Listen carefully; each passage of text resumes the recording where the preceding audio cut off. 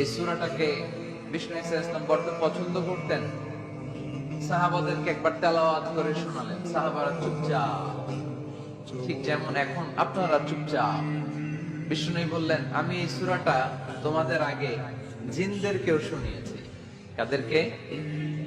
দুইটা kind, mankind, জিনকাইন্ড, মানব জাতি আর জিন জাতি। ওমা খালাকতুল জিন্না ওয়াল ইনসা ইল্লা লিয়াবুদুন। আমি মানুষ আর জিন জাতিকে সৃষ্টি করেছি অনলি ফর ওয়ার্শিপিং মি, আমার ইবাদতের জন্য।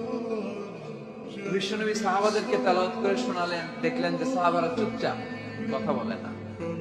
আল্লাহর হাবিব বললেন, তোমাদের আগে জিনদেরকে যখন শুনিয়েছি তারা চুপচাপ ছিল না। তারা যতবার আমি ফাবি আইদি আলাই রাব্বিকুমা তুকাদ্দিবান পড়েছি, এই আয়াতের পরে তারা উত্তর দিয়েছে। কি উত্তর দিয়েছে? যেহেতু ফাবি আইদি আলাই রাব্বিকুমা তুকাদ্দিবান অর্থ হচ্ছে, এই মানব জাতি আর জিন জাতি, আমি আল্লাহর কোন নিয়ামতকে তুই অস্বীকার করবি?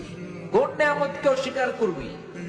যখন এই আয়াতটা আমি পড়তাম তায়েফের ময়দানে, জিনেরা উত্তর দিত, লা বিশাইইন মিন নিআমিকা রাব্বানা নুকাদ্দিবু ফালাকাল হামদু।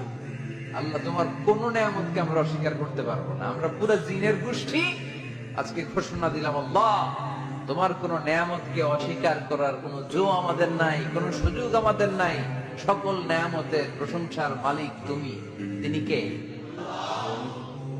We cannot deny any of your mercies and blessings and the bounties. All praises to you. আল্লাহ সক্ষমতার মালিক তুমি, সব প্রশংসার মালিক তুমি।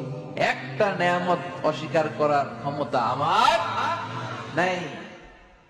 এত ভালোবাসতেন বিষ্ণু ঈসা ইসলাম সূরাটাকে।